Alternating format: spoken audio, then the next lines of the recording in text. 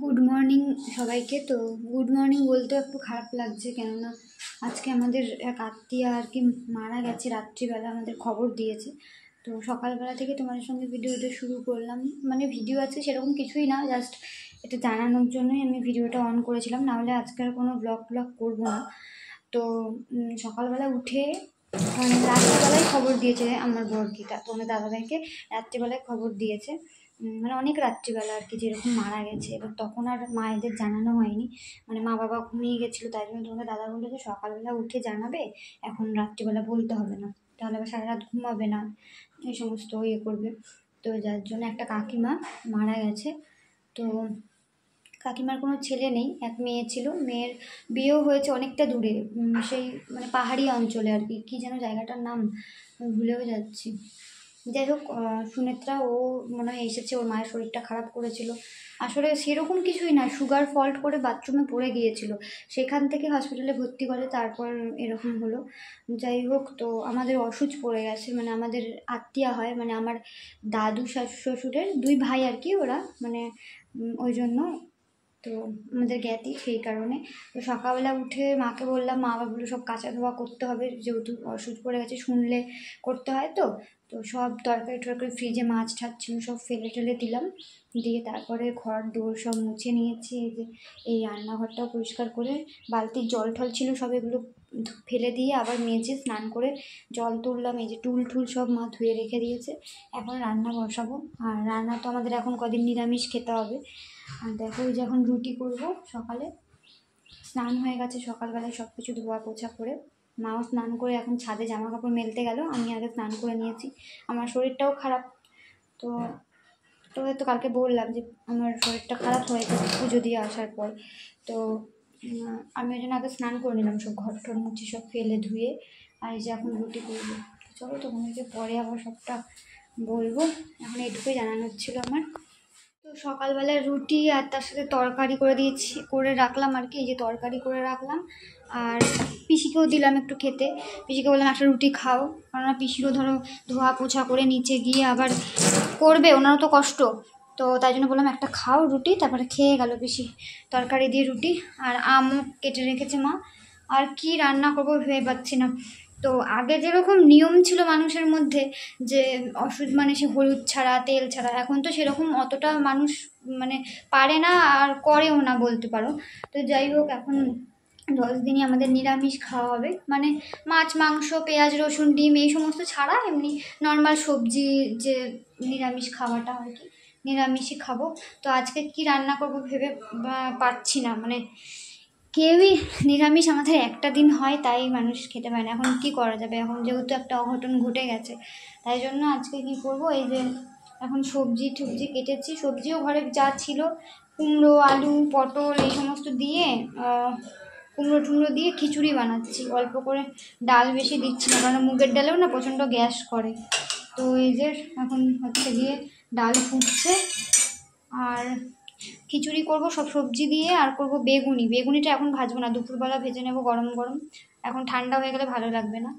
তো এই যে দেখো, এখানে এখন ডাল ভেজে সিদ্ধ করতে দিয়েছি, মানে হাঁড়ির মধ্যেই দিয়ে দিয়েছি ভেজে। আর এর মধ্যে এই যে তেল দিয়েছি, মানে সবজিগুলো ভাজবো, নুন হলুদ দিলাম। আর এদিকে হচ্ছে গিয়ে আমাদের বাড়ির, মানে আমার ওই বাপের বাড়ির হচ্ছে গিয়ে আতপ চাল, ওই চালই ভিজিয়ে রাখলাম, ওই চাল দিয়ে আর কি খিচুড়িটা হবে। এদিকে ধান দেখতে পাচ্ছ, ধানের কুটি ছিল, এটা আমাদের চাষের চাল একদম। চলো, গরম হয়ে গেছে, আলুগুলো ভেজে নিই।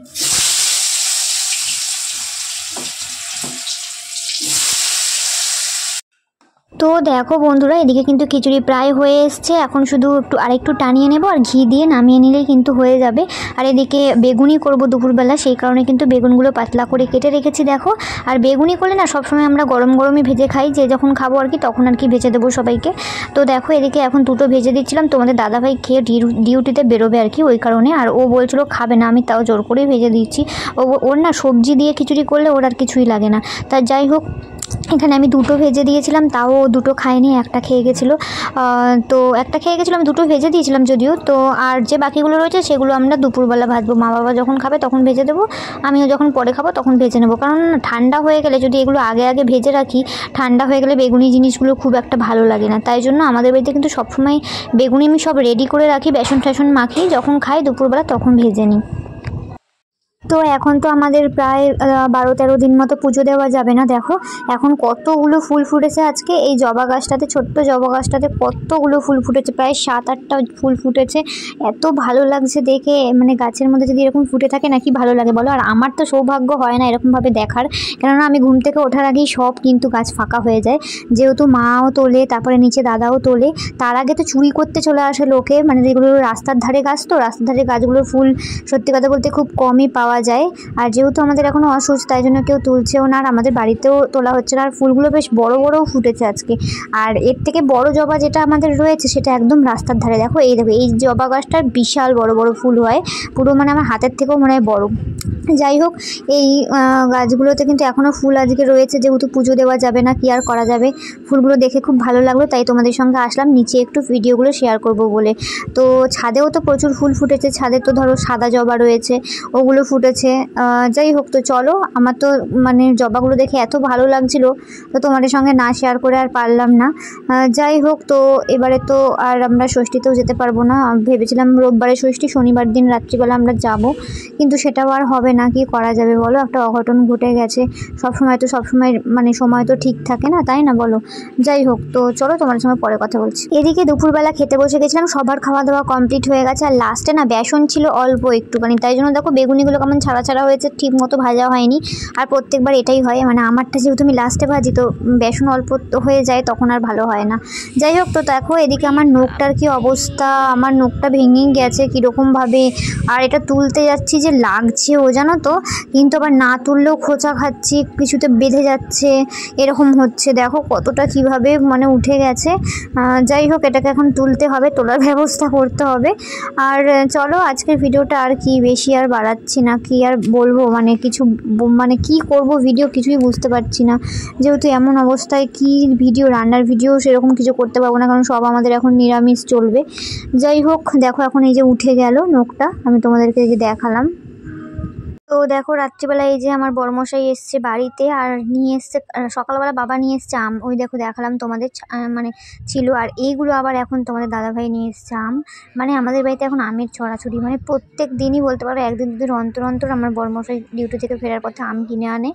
আর এই যে আমের অবস্থা, আমি বললাম কি, তো বাবা তো সকালে আম এনেছে, আবার তুমি কেন আনলে? বলছে কি তুমি খাও না বলে কি আর কেউ খাবে না? ঠিকই কথা, এখন যেহেতু আমের সিজন। যাই হোক, তো চলো আজকে ভিডিওটা এইটুকুনি, ভিডিওতে আবার দেখা হচ্ছে।